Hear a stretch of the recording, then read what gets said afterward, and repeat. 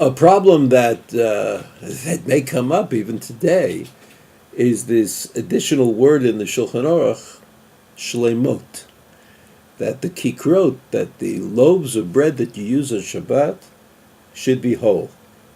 Those of you who buy chalot on Shabbat from a pile in the bakery, you know that it's very often true that the chalot that you buy, or maybe by the time you get them home, are not really shleimot.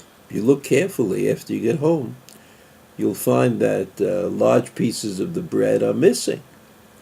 And are these loaves appropriate? So, of course, l'chatchila, according to the Ramah, a priori, you should try to get chalot that are shleimot. But what if you have no choice? You have chalot, they're missing crumbs here and crumbs there. You see, obviously, they're not shleimot. So this is, according to the Shari Tshuva, this is dependent on a machloket of the Rosh and the Ri.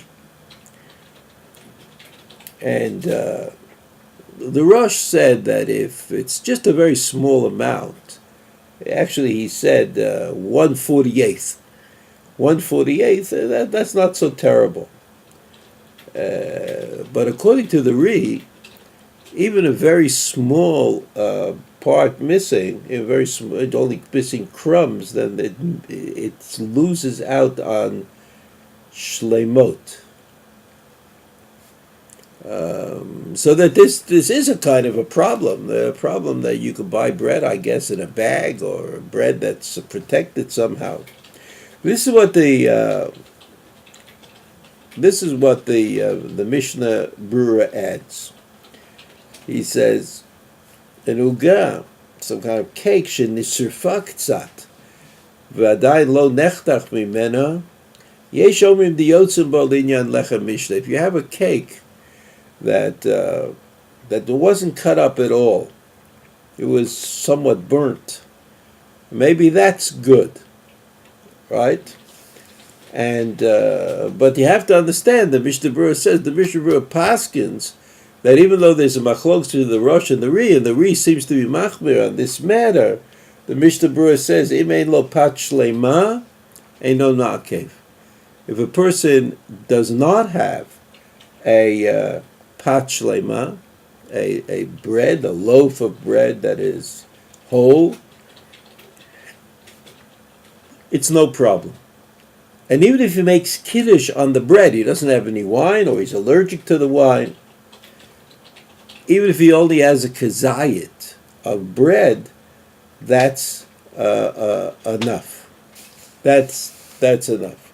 So that the idea that the bread has to be whole, the two kikrot, the lechem mishnah, that this is all a chatchila, and it's a good idea to try to maintain that standard. But if the bread is missing a little bit, or it's possible.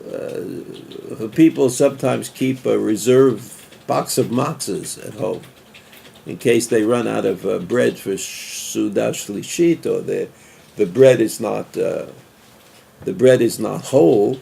You could use a matzah, which is usually, the matzah in the box stands a very good chance of getting to the table as a whole matzah. I'm not talking about hand shmura matzahs that we use on Pesach, or that some people use on Pesach, but I'm talking about the kind of matzahs they sell all year round, where if you look in the box, you can usually find at least one or two that are whole, have not been broken.